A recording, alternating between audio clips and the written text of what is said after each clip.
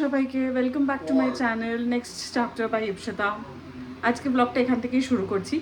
আজকে আমার বাড়িতে কিছু গেস্ট আসছে, তো dinner and certain arrangements that I have made, let me show you.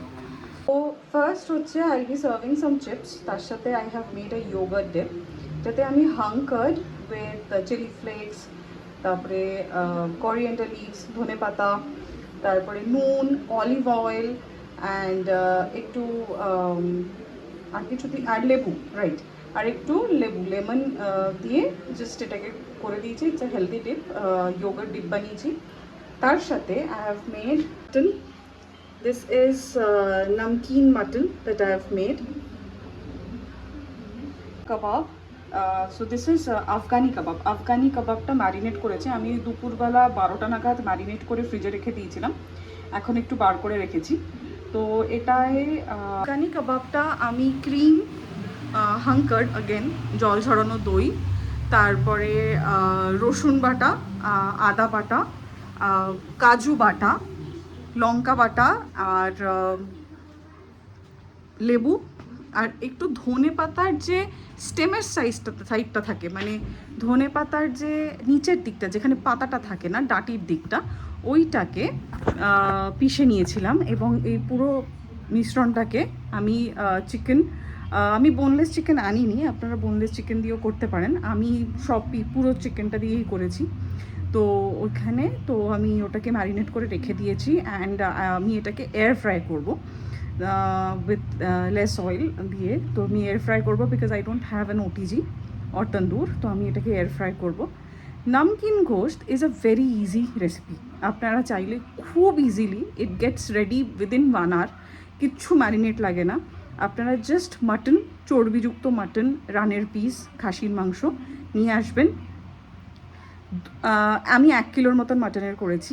আপনি 1 কিলোর মাটনের সাথে 3টে পেঁয়াজ কুচি, একটা গোটা রসুন জাস্ট ছাড়ানো, এরকম সাইজের 1 ইঞ্চির মতন আদাকে টুকরো টুকরো টুকরো করে বাস 1.5 কাপ জল দিয়ে প্রেশার কুকারে সেদ্ধ হওয়া অবধি, মোটামুটি ভালোই সেদ্ধ হওয়ার মতন জাস্ট সিটি দিয়ে দিন। উইথ নুন, স্বাদ অনুযায়ী নুন দেবেন। আমার মানে সবারই একটা আন্দাজ থাকে, there is a spoon, every spoon is different, তো আমি বলতে পারছি না যে কোন চামচের কতটা মাপ দেবেন। তো আন্দাজ মতো নুন দিয়ে ব্যাপারটাকে পুরো সেদ্ধ করে নেবেন। Then once it is done, transfer it in a kadai, পুরো ব্যাপারটাকে কড়াইতে ট্রান্সফার করবেন। ট্রান্সফার করানোর পরে লেট ইট সিমার, ওকে। এখন এই সময় আপনি 1 চামচের মতন ঘি দিতে পারেন।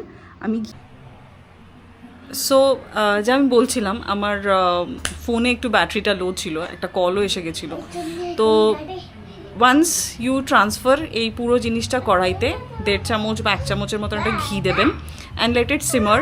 তারপরে আমি 100 গ্রামের মতন টক দইকে ফেটিয়ে নিয়ে দিয়েছিলাম। এবার I prepare a special masala which you can also do, that is শুকনো খোলায় একটু জিরে, গোটা জিরে, গোটা ধনে, একটা শুকনো লঙ্কা, কসুরি মেথি অ্যান্ড পুদিনা পাতা যদি আপনাদের বাড়িতে থাকে, পুদিনা পাতাকে একটু শুকনো খোলায় একটা একটা করে, don't mix everything and fry it, because প্রত্যেকটা মশলার না এক একটা টেম্পারেচার থাকে ফর ফ্রাইং। দেখবেন ধনে আপনার মনে হচ্ছে ধনেটা হয়নি, এদিকে জিরে পুড়ে গেছে, বা শুকনো লঙ্কা হয়নি, বাকি সব পুড়ে গেছে। তো 1 by 1 করে দেবেন, you don't have to rush, it just take 10 seconds to 12 seconds, এক একজনের এক একটা টেম্পারেচার থাকে।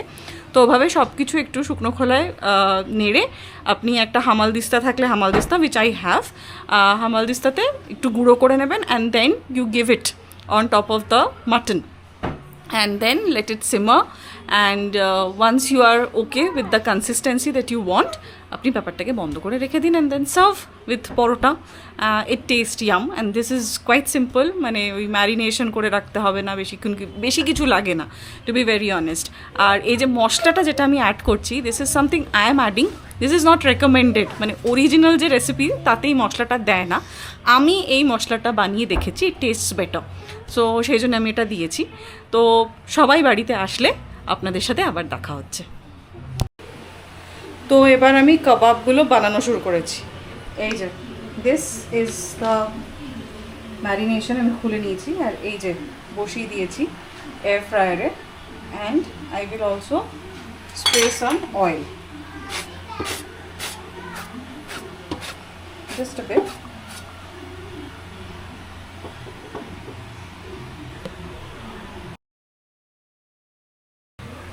তো এই আমি ঢুকিয়ে দিলাম আর 180 ডিগ্রিজে I am giving it for starting with 10 minutes আমি দেখতে থাকবো।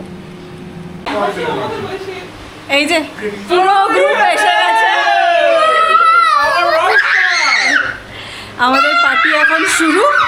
তো ইটস আ শর্ট ব্লগ, সবার সাথে এখন একটু আড্ডা মারি।